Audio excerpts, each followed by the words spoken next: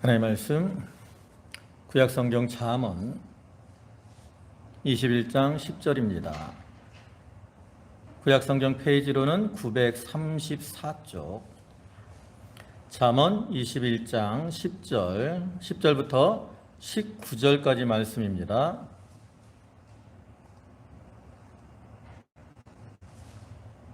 한 절씩 교독하겠습니다. 악인의 마음은 남의 재앙을 원하나니 그 이웃도 그 앞에서 은혜를 입지 못하느니라.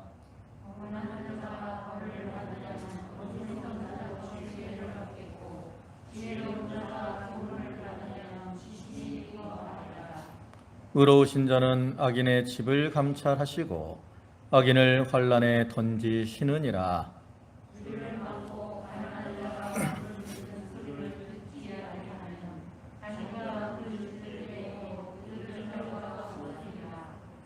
은밀한 선물은 노를 쉬게 하고 품 안의 뇌물은 맹렬한 분을 그치게 하느니라.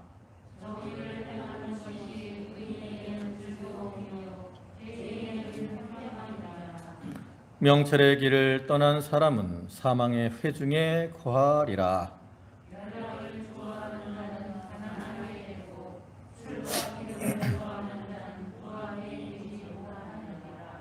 악인은 의인의 속전이 되고 사악한 자는 정직한 자의 대신이 되느니라. 다투며 성내는 여인과 함께 사는 것보다 광야에서 사는 것이 나으니라. 아멘. 예, 오늘 잠언 21장 9절부터 10절부터 거기 19절까지 말씀을 보셨습니다. 여기 잠언 21장의 말씀은 전에도 말씀을 드리지만 그 10장부터 이어지는 솔로몬의 두 번째 잠언으로서 총 375개의 경구로 이어져 있습니다. 그래서 이 내용을 보면 이렇게 어떤 특별한 주제를 가지고 이렇게 이렇게 쭉 내용을 이어간다기보다는 계속해서 의로운 의인들과 또 악인들의 어떤 생활의 모습 또 그로 인한 결과들을 계속해서 이렇게 비교 서술하고 있습니다. 또 솔로몬은 이를 통해서 그 자기의 자녀들과 또 오늘날 우리 성도들을 향해서 이렇게 어리석고 미련한 길을 떠나고 지혜롭고 의로운 모습으로 살아가라, 이와 같이 교훈을 하고 있죠. 그 중에서도 이제 오늘 본문에서는 의인과 악인의 행위에 대해서 말을 하면서 또 그로 인한 결과들까지 제시를 하고, 그리고 이를 통해서 악한 모습을 버리고 하나님 앞에서나 사람 앞에서 의로운 이러한 모습으로 살아가야 될 것을 교훈을 하고 있습니다. 지난주에도 말씀을 드렸지만 하나님은 공의의 하나님으로서 우리가 정직하고 공의롭게 행하는 것을 기뻐하십니다. 그러나 우리 인생들은 아담의 범죄 이후로 전적으로 타락했고 또 전적으로 부패했고 전적으로 무능한 자들이 되었어요. 그렇기 때문에 우리가 하나님이 원하시는 이러한 모습대로 살아가지 못하고 자기 속에 있는 어떤 욕심과 부패성을 따라 행할 때가 많이 있다라는 거죠. 그러나 이와 같이 우리가 하나님을 떠나서 욕심과 부패성으로 행하면 어떤 결과를 야기합니까? 그것은 결국 죄악의 길을 걸어가는 것이기 때문에 하나님의 심판, 멸망을 당할 수밖에 없다라는 거죠. 그래서 오늘 본문에서는 이러한 악인들의 길과 그 결과를 이렇게 구체적으로 설명하면서 이렇게 이러한 악한 자들과 같이 악인의 길을 걸어가지 말고 회개하고 돌이켜서 의로운 길을 걸어가므로 복된 삶을 살아라, 이와 같이 교훈을 합니다. 우리가 지난주에도 보신 열왕기상 3장 6절을 보면 다윗이 하나님 앞에서 어떻게 행했다고 말씀을 합니까? 성실과 공의와 정직한 마음으로 행했다 그랬어요. 다윗이 이와 같이 성실과 공의와 정직한 마음으로 행하니까 하나님께서 그러한 다윗을 기뻐하셨고 그에게 큰 은혜를 베풀으셨고 또 그의 왕통이 계속 이어지게 되었다라고 말씀을 하고 있어요. 그래서 오늘날 우리들도 다윗과 같이 우리가 성실과 정직과 또 공의로움 이러한 마음으로 의를 행하면 하나님께서 그러한 자들을 기뻐하시고 그러한 자들에게 큰 은혜를 베푸셔서 복된 길로 인도해 주신다라는 거죠. 그래서 우리는 그러한 하나님의 성품을 기억하고 우리가 참 하나님이 보시기에 또 사람들 앞에서도 의롭게 행함으로 하나님을 기쁘시게 하는 그러한 성도들이 되도록 해야 되겠습니다. 이제 본문을 보시면 10절에 악인의 마음은 남의 재앙을 원하나니 그 이웃도 그 앞에서 은혜를 입지 못하느니라. 여기서는 악인들의 어떤 특징 그리고 그로 인한 이웃들의 어떠한 피해를 기술을 하고 있어요. 그러니까 악인들은 어떠한 사람들입니까? 자기의 욕심을 위해 살고 자기의 탐욕으로 이익을 추구하는 자들입니다. 그래서 그들은 이웃에게 별로 관심이 없어요. 아니 오히려 그들은 이웃에게 피해를 끼치더라도 자기들의 이익을 추구하며 살아간다라는 거죠. 그래서 이러한 사람들은 악인이 잘 되고 번영하는 것을 어떻게 해요? 좋아해요? 아니에요. 시기하고 그것을 파괴하려고까지 하는 거죠. 그래서 이러한 자들은 다른 사람들이 길을 걸어가다가 구렁텅이에 빠지고 실족하기를 바랍니다. 또 다른 사람이 망하면 그걸 은연중에 기뻐하고 또 남에게 도움이나 은혜를 베풀지 않아요. 근데 이러한 악인들의 이러한 모습은 과연 하나님이 기뻐하시겠느냐라는 거죠. 하나님이 미워하시는 그러한 모습일 수밖에 없고 그렇기 때문에 그들은 하나님 앞에 참 징계와 심판을 당한다라는 거죠. 또한 그런 악인들의 모습은 사람들에게도 미움을 받아요. 그래서 우리는 그런 악인들의 이러한 이러한 악인들을 가까이 하지 말아야 되고요. 또 내 자신이 그러한 악한 길로 걸어가지 않도록 늘 삼가 조심해야 된다라는 거죠. 또한 21절에서는 거만한 자가 벌을 받으면 어리석은 자도 지혜를 얻겠고 지혜로운 자가 교훈을 받으면 지식이 더하리라. 여기 거만한 자, 어리석은 자, 지혜로운 자가 나오죠. 여기 거만한 자는 어떤 자들이냐? 하나님을 정면으로 대적하며 회방하는 이러한 악한 자들을 가리킵니다. 반면에 여기 어리석은 자는 비록 지적으로나 도덕적으로 좀 성숙하지 못했기 때문에 말씀을 통해 훈계를 해도 잘 받아들이지 못해요. 그러나 근본적으로는 마음속에는 악한 마음이 없는, 악한 마음을 품지 않는 이러한 자들을 가리키죠.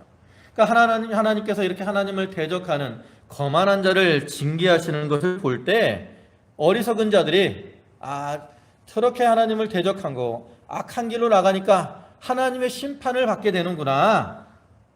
이것을 깨닫고 자기가 악한 길에서 돌이키게 된다라는 거죠. 또는 저희가 이렇게 하나님 앞에 징계를 받을 때 비록 어리석을지라도 그 징계를 통해서 깨닫고 회개하게 된다라는 거예요. 그러나 여기서 말하는 것은 참으로 지혜로운 자가 돼야 된다라는 거예요. 근데 참으로 지혜로운 자는 어떤 자냐? 일어난 징계와 심판이 오기 전에 말씀으로 이렇게 책망을 받을 때 자기의 잘못을 깨닫고 행실을 고치는 그러한 자들이 참으로 지혜로운 자라는 거예요. 그러니까 우리가 어떤 자가 지혜로운 자냐? 늘 하나님 말씀에 귀를 기울이고 거기서 하나님 말씀을 깨닫고 잘못된 길에서 돌이키는 자들, 그러한 자가 지혜로운 거예요. 여러분, 매를 맞고 고치는 사람이 지혜로운 자겠습니까? 아니면 그냥 말로 책망을 받을 때 고치는 사람이 지혜로운 사람이겠습니까? 하나님은 하나님의 백성들이 잘못된 길로 가는 것은 결코 그대로 내버려 두지 않아요. 반드시 다른 길로 돌아가게 하십니다. 근데 처음에는 말씀으로 책망을 하시는 거예요. 그러면 안 돼. 우리가 부모들이 자녀를 기를 때도 그러잖아요. 처음부터 막 자녀들을 때리는 부모가 없다고. 자녀들이 좀 잘못하면 그러지 마. 안 돼. 근데 애들이 똑같은 잘못을 계속 범하면 어떻게 돼요? 이제 부모들은 인간은 속에서 열불이 나서 자녀들을 이렇게 때리기도 합니다. 그러나 하나님은 뭐냐면, 하나님은 어떤 의미냐면, 하나님 사랑이 너무나 큰데 이렇게 계속 내버려두면 어떤 길로 걸어가요? 결국에는 죄악의 길을 걸어가면 멸망을 당할 수밖에 없다라는 거죠. 근데 하나님은 그 하나님의 자녀들이 멸망받는 걸 원하지 않으셔요. 그러니까 어떻게 해요? 초달을 하신다라는 거죠. 징계하시고 환난으로 인도하시는 거예요. 깨닫고 돌이키도록 하시기 위해서. 근데 그때는 이미 자기가 고난을 많이 당한다라는 거죠. 얼마나 힘들고 괴롭습니까? 그러한 고난과 환난을 통해서 회개하는 것보다, 돌이키는 것보다 그러한 환난과 채찍에 맞기 전에 말씀으로 우리를 권면하실 때 그것을 깨닫고 회개하고 돌이키는 자들, 그러한 자들이 참으로 지혜로운 거라는 거죠. 그러니까 하나님이 이렇게 말씀으로, 성경 말씀을 통해서, 주의 종들을 통해서 우리에게 말씀을 주시는 이유가 그거예요. 복받는다는 말씀도 하지만 책망의 말씀, 이런 말씀도 많이 하잖아요. 그 이유는 그를 통해서 깨닫고 돌이키도록 하시기 위함이라는 거죠. 우리는 하나님이 우리에게 말씀으로 책망하실 때, 그때 회개하고 돌이키는 그러한 지혜로운 자가 되어야 되는 거예요. 그 다음에 12절에는 의로우신 자는 악인의 집을 감찰하시고 악인을 환난에 던지시느니라. 여기 의로우신 자 그랬는데, 이것은 뭐 인간의 재판관 또 통치자들을 의미하기도 하지만 문맥상으로 볼 때는 악인의 심판에 대해서 최종적으로 심판자가 되시는 그러한 하나님으로 보는 것이 자연스럽죠. 그러니까 하나님께서는 이 세상의 모든 것을 감찰하시는데 특별히 악인의 집을 감찰하셔요. 그래서 악인의 집을 감찰하셔서 그들의 악에 대해서는 어떻게 하신다라는 거예요? 환난에 던지신다는 거예요. 죄악의 일을 걸어가는 자들을 하나님이 환난에 던지신다라는 거예요. 우리가 요즘 새벽 예배 시간에 여호수아 말씀을 외우잖아요. 여호수아 7장에 아이성 전투의 모습이 나오는데 이스라엘 백성들이 왜 아이성 전투에서 패합니까? 누구의 범죄로? 아간의 범죄로. 하나님께서 여리고성 전투를 이렇게 하시면서 여리고성을 이제 정복하게 하시는데 하나님께서 그때 이스라엘 백성들에 명령하죠. 거기에 있는 사람들 또 생축들은 다 진멸하도록. 그러나 그 가운데 있는 은금, 동철 기구들은 하나님의 곳간에 다 바치라고 명령을 하십니다. 이거는 이제 어떠한 첫 열매의 개념이에요. 첫 열매시. 하나님이 이렇게 명령을 하셨는데 이 아간은 거기서 신할산의 외투 한 벌과 200세겔 중에 200세겔의 은덩이 하나, 또 50세겔 중에 금덩이 하나를 보고 탐내어서 숨겼다 그랬어요. 그리고 이제 자기의 장막에 그것을 땅을 파고 묻어뒀습니다.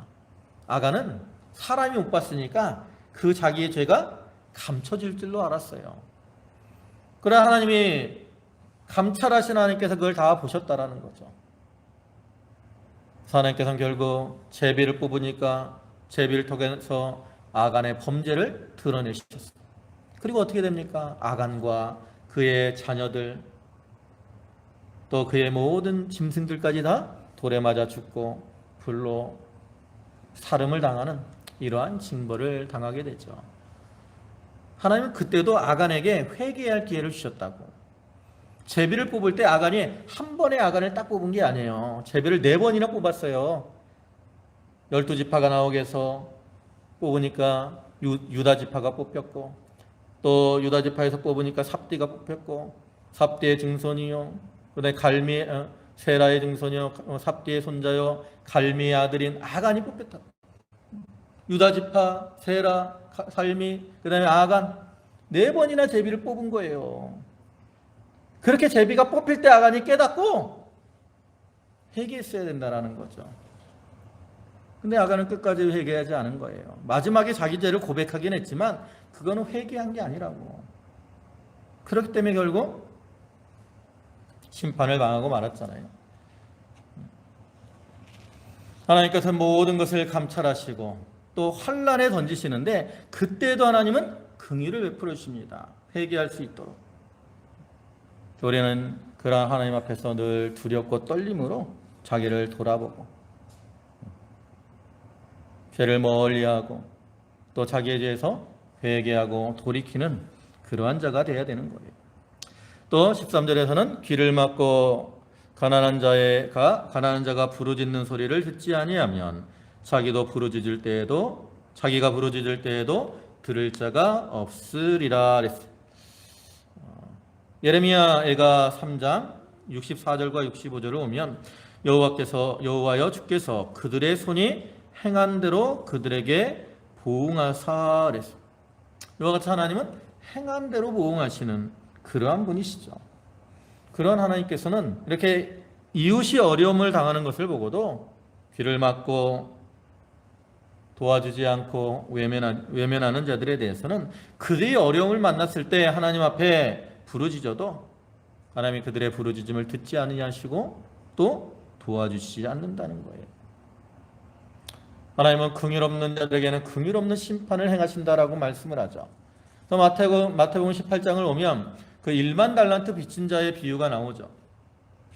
어떤 종이 주인에게 1만 달란트를 빚졌습니다. 또 주인이 이제 그 종을 옥에 가두고 빚을 다 갚으라고 이제 하죠.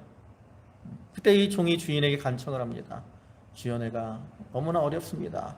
내가 갚겠으니까 나를 한 번만 긍휼히 여겨주세요. 그러니까 주인이 뭐라 그래요? 긍휼히 여겨준다. 그래서 풀어줘요. 탕감해주고. 근데 이 사람이 이제 나가다가 자기에게 100데나리온의 빚을 진 사람을 만나게 되죠. 그때 이 100데나리온 빚진 사람이 그 사람에게 나를 좀 용서해줘라. 내가 때가 갚을 것이다. 그렇지만 이 사람은 그 100데나리온 빚진 자에게 긍휼을 베풀지 않아요. 그래서 그것을 모은 사람들이 그 주인에게 보고를 하고, 그래서 주인이 그 종을 다시 잡아다가 옥에 가두고 호리까지 남김이 없이 갚기까지는 나오지 못할 것이라 그런다. 이 1만 달란트 빚진 자가 주인에게 자기는 긍휼을 입었으면서 자기에게 빚진 자에게 긍휼을 베풀지 않으니까 긍휼 없는 심판이 그에게 임하게 되었다라는 거죠. 우리 모두는 다 하나님에게 참 1만 달란트 빚진 자와 같이 큰 긍휼을 입은 이러한 성도들입니다.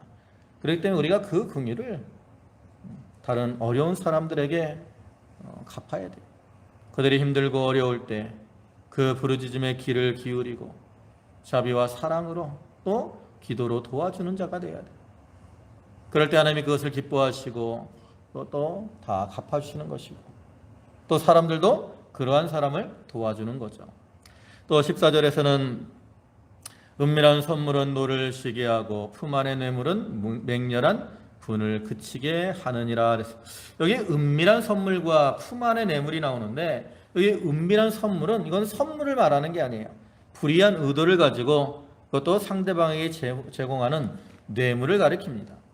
근데 이러한 뇌물들이 노를 쉬게 하고 또 맹렬한 분을 그치게 한다 그랬는데, 그렇다면 이것이 뇌물의 좋은 것이냐? 이거는 그런 뇌물을 예찬하는 그러한 내용이 아닙니다. 이것은 오히려 그 뇌물을 좋아할 뿐만 아니라 탐욕을 위해서 불의를 서슴지 않고 행하는 그러한 인간의 어떠한 타락한 본성, 즉 부패성에 대해서 말을 하는 거죠. 그래서 우리가 마음속에 탐욕을 품으면 물질의 미혹을 받습니다. 그래서 물질에 의해서 좌지우지되고 또 물질의 종노릇을 하게 되지요. 그러나 하나님, 우리가 물질과 하나님을 겸하여 섬길 수 없다 그랬어요. 그래서 우리 물질을 따라가면 안 됩니다. 물질을 따라가는 자는 하나님의 미움을 받아요. 그렇기 때문에 이 뇌물을 좋아하는 자는 결국 하나님 앞에 합당하지 않은 것이고, 그러한 길을 걸어가는 자들은 결국 하나님의 진노를 당할 수밖에 없는 거죠. 그래서 이사야 61장 8절을 보면 물은 나 여호와는 정의를 사랑하며 불의의 강탈을 미워한다 그랬어요. 뇌물을 받고 불의하게 행하는 이러한 자들은 다 하나님의 미워하심을 받는 자들입니다. 그 다음에 15절에 정의를 행하는 것이 의인에게는 즐거움이요 죄인에게는 패망이니라. 이거는 정의를 행한 것에 대한 어떤 결과를 대조적으로 보여주고 있어요. 그래서 정의를 행하는 것이 의인에게는 즐거움이 된다 그랬습니다. 왜 정의를 행하는 것이 의인에게 즐거움일까? 이것은 의인이 정의를 행함으로 그 의로운 행위에 대해서 어떤 보상을 받기 때문에 즐거워하는 것이 아니라 의인의 성품 자체가 정의를 행하는 것으로 인해서 기쁨과 즐거움을 누리는 거예요.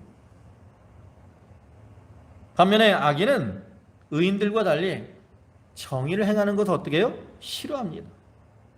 자기의 이익을 위해서 악을 꾀하기를 즐거워하죠. 그렇기 때문에 그들은 결과적으로 멸망의 길을 걸어갈 수밖에 없다라는 거예요. 여러분들은 어떤 것을 좋아하십니까? 어떤 사람은 나누고 베푸는 것을 좋아하는 사람이 있어요. 반면 어떤 사람들은 남에게 받는 것, 이런 것만 좋아하는 사람이 있습니다. 그러나 우리가 사도행전에도 말하는 것처럼 주는 것이 받는 것보다 복이 있다라고 말씀을 하죠. 그러니까 우리가 선한 마음을 가지고 이렇게 나누고 베풀며 정의를 행하는 것, 이것이 하나님을 기쁘시게 하는 것이고 또한 이것이 자기에게도 기쁨을 주는 거예요. 그래서 우리는 그러한 기쁨을 누리며 살아가야 됩니다.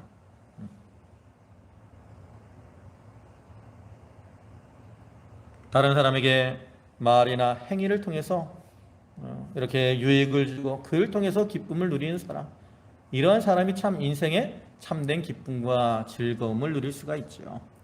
그 다음에 16절에는 명철의 길을 떠난 사람은 사망의 회중에 거하리라. 여기 명철의 길이 나옵니다. 이 명철의 길은 하나님을 경외할 뿐 아니라 하나님 말씀대로 사는 정의로우며 또 믿음을 지키는 경건한 생활을 의미하는 거예요. 근데 사람이 이러한 명철의 길을 떠난다는 건 뭡니까? 결국 의로운 길을 버리고 악인의 생활을 쫓아가는 것을 말하죠. 그래서 이렇게 명철의 길을 떠나서 악인의 길을 걸어가는 사람은 영원한 사망에 이르게 되는데, 그 사망의 모습을 뭐라고 그래요? 사망의 회중이다 그래요. 회중. 회중이라는 말은 뭡니까? 무리가 많다라는 거죠. 그래서 이렇게 명철의 길을 떠나서 어리석고 미련한 길을 걸어가는 사람들이 많다라는 거에 적다라는 거예요. 많다라는 거예요. 많다라는 거.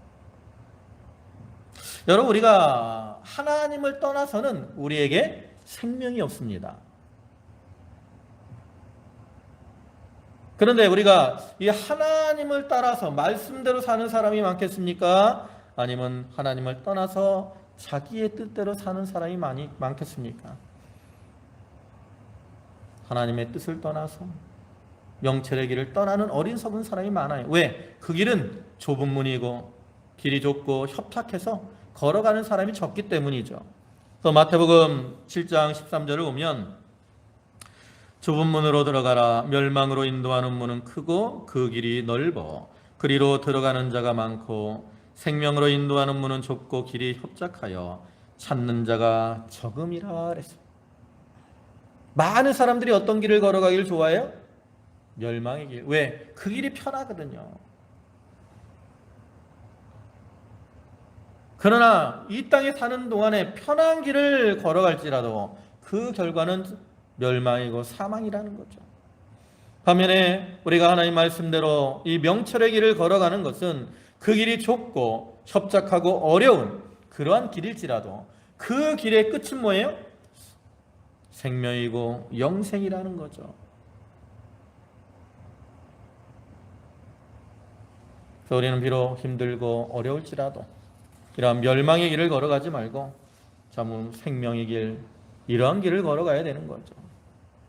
또 17절에 연락을 좋아하는 자는 가난하게 되고 술과 기름을 좋아하는 자는 부하게 되지 못하느니라. 이거는 이제 잠언 전체에 여러 번 언급이 되는 내용으로서 어떠한 방종, 향락, 사치를 경계하는 이러한 말씀입니다.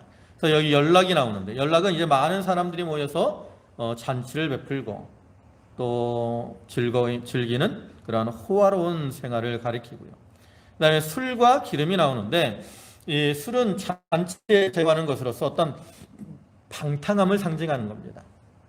그리고 기름은 이제 원래 이 손님들이 오면 그 의복이나 또 머리에 이렇게 부어서 환대를 표시하는 그러한 비싼 향료를 가리키는데, 사치스러운 이러한 생활을 상징하는 거예요. 그래서 여기서 말하는 이 기름은 우리가 이제 예수님 앞에 여인이 한 옥합을 부어드리잖아요. 그때 제자들이 그 얼마에 판다 그랬어요? 300데나리온에 판다 그랬다요. 300데나리온. 300데나리온이면 얼마입니까? 한 데나리온이 장정의 하루 품삯이라고. 그러니까 300일간 일한 거예요. 한 1년 정도 연봉에 해당하는 거예요. 그 옥합이. 그러니까 여기 말하는 향료는 그만큼 1년 정도 되는 연봉, 그만큼 비싼 거예요. 비싼 거. 사치스러운 물품이라는 거죠. 그걸 즐기는 거예요. 그래서 이렇게 놀기를 좋아하고 사치하며 향락을 즐기고 방탕하게 사는 자들은 마침내 어떻게 된다라는 거예요?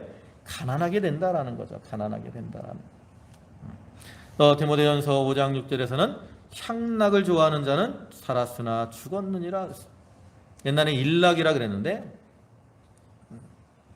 역시 향락을 좋아하고 사치를 좋아하고 방탕하게 사는 자들은 심령이 죽은 자들이고, 그들은 육신의 즐거움을 위해서 하나님을 멀리하는 자들입니다.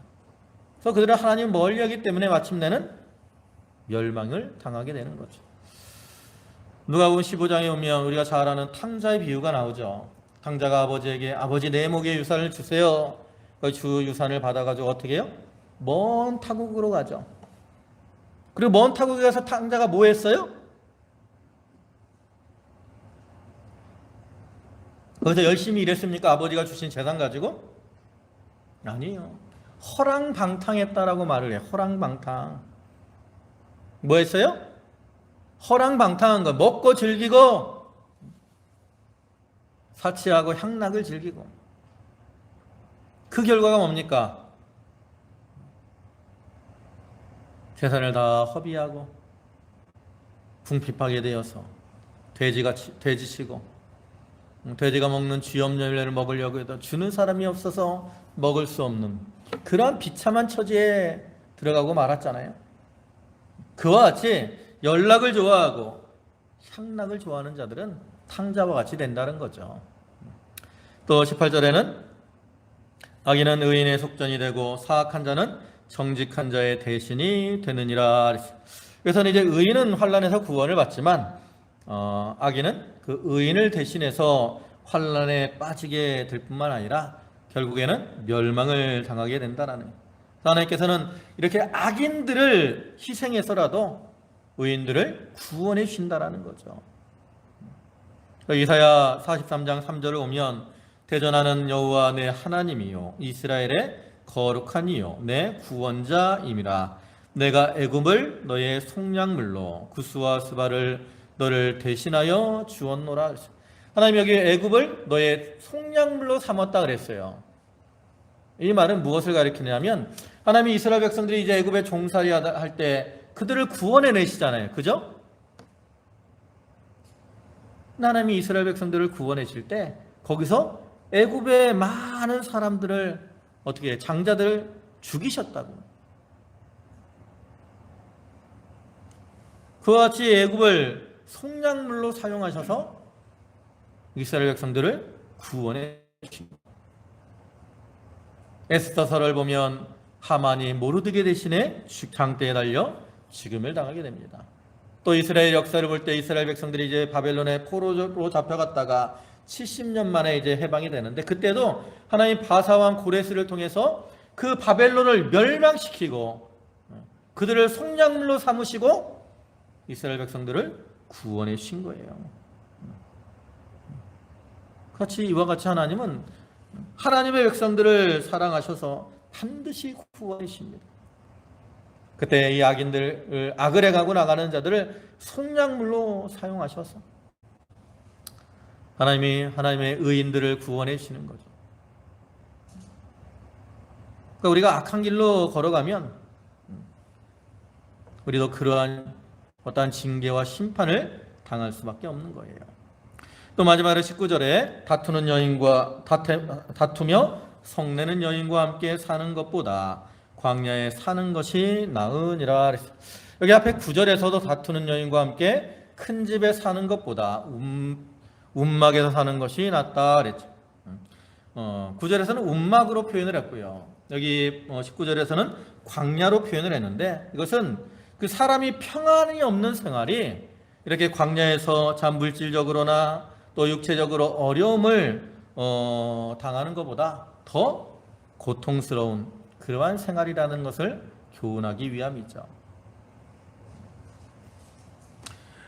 우리가 이거는 저번에 지난주에도 얘기했지만 물론 여기서는 여자라고 얘기를 하지만 이건 여인에게만 한정하는 것이 아니라 그랬어요.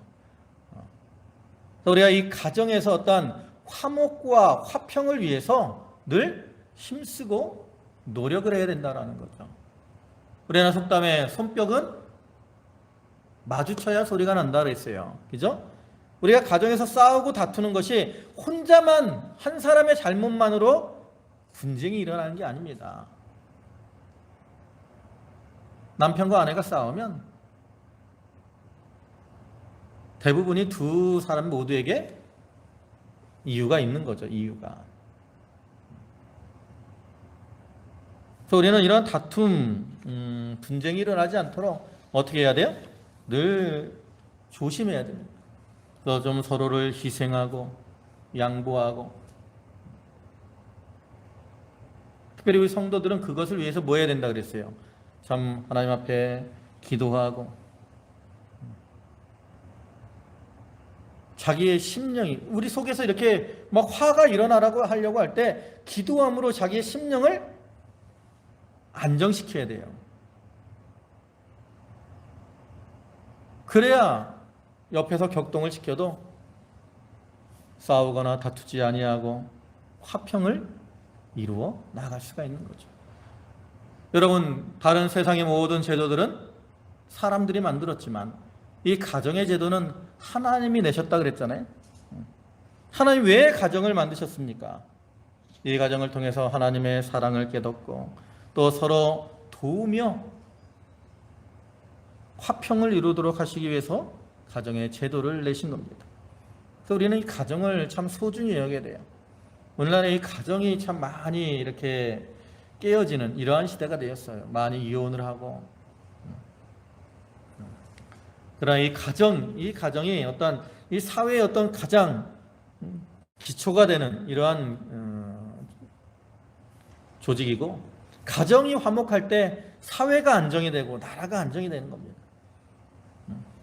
우리 성도들은 좀 가정에서 서로가 이렇게 참 온유와 사랑으로 대하고 서로를 위해 희생하고 헌신함으로 화평을 이루어 나가야 되고요.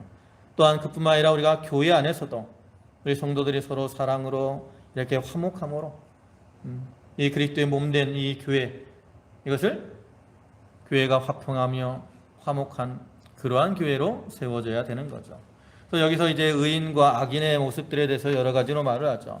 특별히 악한 자들의 모습에 대해서 많이 강조를 하고 있는데, 우리는 악한 자들의 모습을 보고 또 그 결과를 우리가 기억하고, 우리가 이렇게 말씀으로 우리를 권면하고 책망하실 때 우리가 거기서 깨닫고 회개하고 돌이킴으로 이제 하나님 보시기에 참 의로운 이러한 모습으로 행함으로 하나님을 기쁘시게 하고 또 은혜 가운데 복되고 형통한 삶을 살아가는 그러한 성도들이 다 되도록 해야 되겠습니다. 기도하시겠습니다. 자비로우시고 사랑과 긍휼이 풍성하신 주님 감사합니다. 오늘도 말씀으로 저희를 교훈하시고 책망하시니 감사를 드립니다. 아버지 하나님, 하나님은 공의 하나님으로서 우리가 하나님 앞에 참 정직하고 성실하며 의로운 모습으로 살아가기를 원하시지만, 아버지 하나님, 저희가 전적으로 타락하고 전적으로 부패하고 무능하여서 하나님이 원하시는 모습대로 살지 못하고 악한 길로 또 육신의 정욕을 따라 행할 때가 너무나도 많이 있습니다. 아버지 하나님, 그러나 이러한 악한 길은 넓은 길이지만, 평탄하고 넓은 길이지만 그 결국은 멸망이요, 반면에 이렇게 말씀대로 사는 길은 참 좁고 그 길이 협착하고 힘들고 어려운 길이지만 그 마침은 생명이요 영생임을 저희가 늘 기억하게 하시고, 아버지 하나님, 악한 길에서 떠나 의롭고 정직하며 바른 길로 걸어가는 저희 모두가 되게 하여 주시옵소서. 저희 성도들 한 사람 한 사람을 붙들어 주시고 하나님께서 친히 그들의 앞길을 인도하셔서 저들의 삶이 다 주님 안에서 복되고 또한 형통케 하여 주시옵소서. 예수님의 이름으로 기도 올리옵나이다. 아멘.